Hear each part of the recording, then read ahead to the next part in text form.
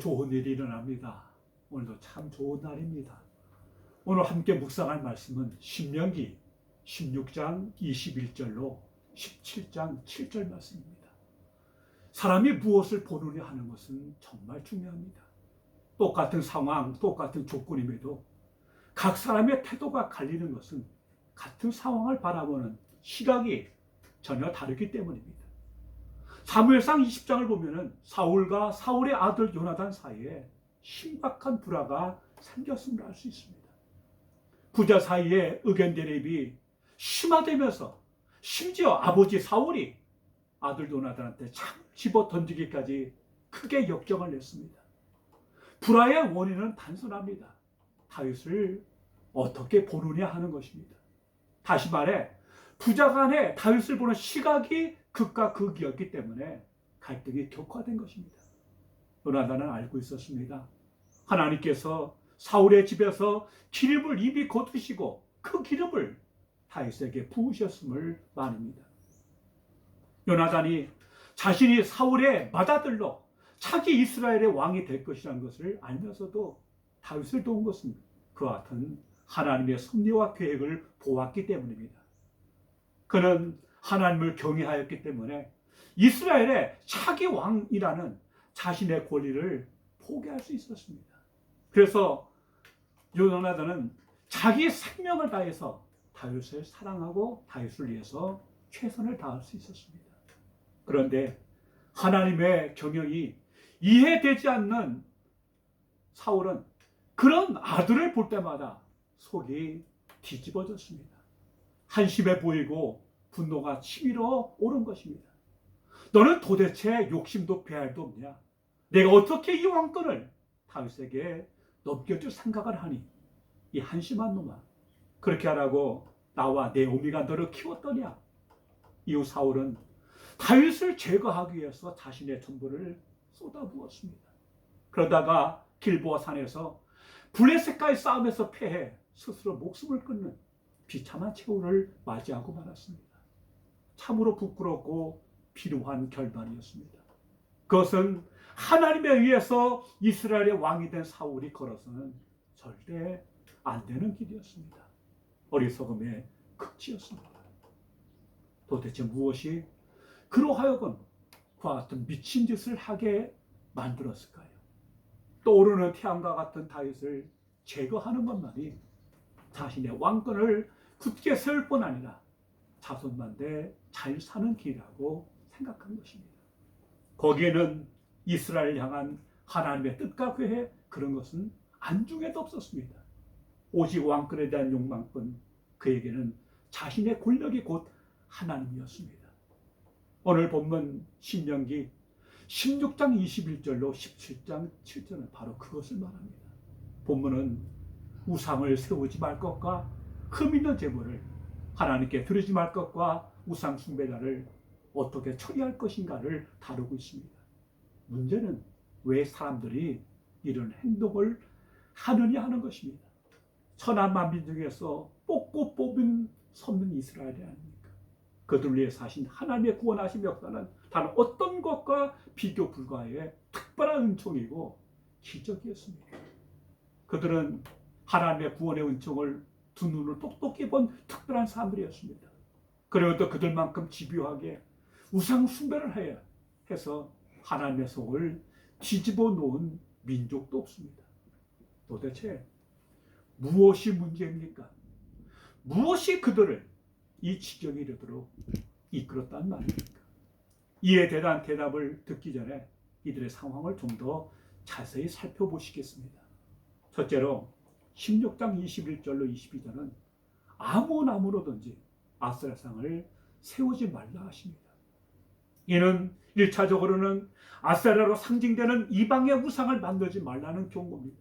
나아가서 이 말씀은 하나님을 섬기는 방법의 하나로 아세라를 섬기는 의식을 모방해서 나무 기둥을 세우지 말 것을 명령한 것입니다. 다시 말해 여호와를 상징하는 목상을 하나님의 제단 곁에 같이 세움으로 여호와 하나님을 아세라를 섬기는 방식으로 섬기지 말라는 뜻입니다. 둘째, 17장 1절은 흠이나 악질이 있는 소와 양은 아무것도 내 하나님께 드리지 말라는 것입니다. 이런 짓들을 하니까 이런 경고가 나온 게 아니겠습니까? 셋째, 17장 2절로 7절은 어떤 남자나 어떤 여자가 여호와의 목전에 악을 행하여 그 언약을 어기고 가서 다른 신들을 섬기는 것에 대한 경고입니다. 그럴 경우 자세히 살펴 그것이 사실일 경우 가차없이 온회중의 돌로 그를 쳐 죽이라는 내용입니다.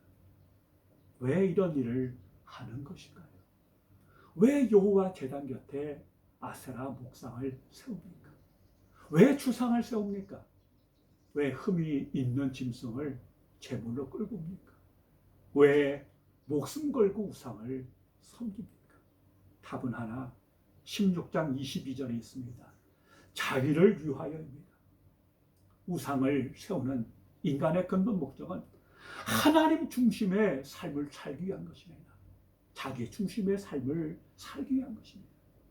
이러한 이기적인 목적은 겉으로는 하나님을 섬긴다 하면서 실상은 자기 욕심, 내 욕망을 우선으로 섬기는 실상은 내가 곧 하나님인 셈입니다. 자기 욕망 앞에 무릎을 꿇는 것이고 궁극적으로는 나라는 인간을 경배하는 자기 숭배입니다. 그런 사람이 어떻게 하나님께 최고의 제물을 드릴 수 있겠습니까?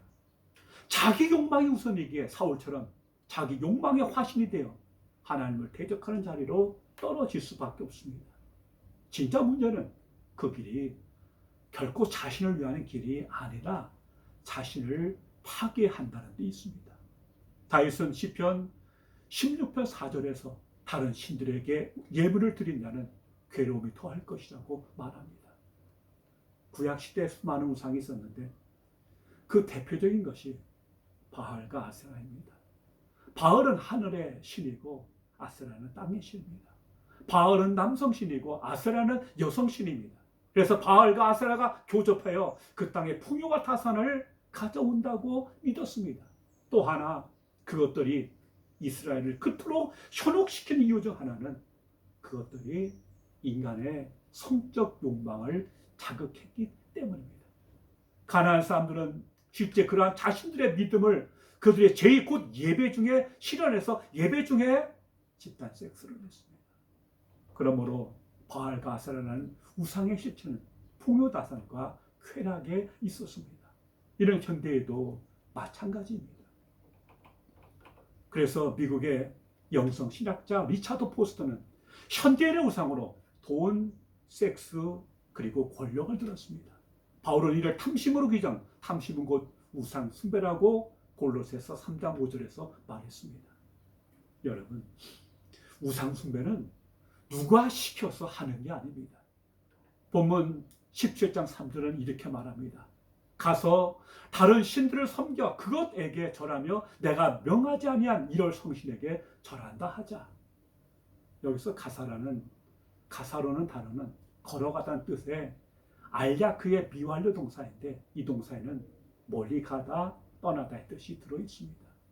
따라서 이 동사는 단순히 가서라는 행동만을 말하는 것이 아니라 하나님을 떠나가는 것을 암시하며 단순하게 생각과 마음으로 하는 우상숭배가 아니라 실제로 우상숭배가 행하여지고 있음을 잘 보여줍니다. 섬겨라는 동사 역시 마찬가지입니다. 실제 이 동사는 야보도라는 기본형을 쓰고 있습니다. 여기서 기본형이 사용된 것은 우상을 숭배하는 자들이 타인의 요구나 강요에 의해서 섬기는 것이 아니라 자율적인 의지로 우상을 섬긴다는 것을 보여주기 위함입니다. 중요한 것은 이 동사에서 노예라는 뜻의 에베드가 나왔다는 것입니다. 이러한 섬김은 결국 섬김을 받는 자의 노예로 전락되는 것을 의미합니다. 하나님께서는 신명기 7장 16절에서 분명히 경고하셨습니다. 그 신을 섬기지 말라. 그것이 내게 올무가 되리라. 즉 자기 의지로 선택한 우상이지만 오히려 궁극적으로는 우상이 그를 위해 존재하는 것이 아니라 자기가 우상을 위해서 존재하는 상황이 되리라는 것을 말씀해 주신 것입니다. 하나님을 섬길 때만 속박이 아닌 즐겁고 자유롭게 되는 것입니다. 출애굽 사건이 보여주는 것처럼 하나님께서는 애굽에서 종살이하는 그들을 이끌어내서 자유와 은총으로 주셨습니다.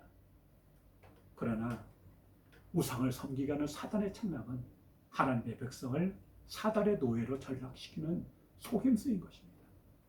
마지막으로 보면은 그 우상 앞에 엎드려 절하며 절한다고 합니다. 절한다는 말은 엎드리다 경배한다는 뜻입니다. 엎드려 경배하는 예배 행위를 말합니다.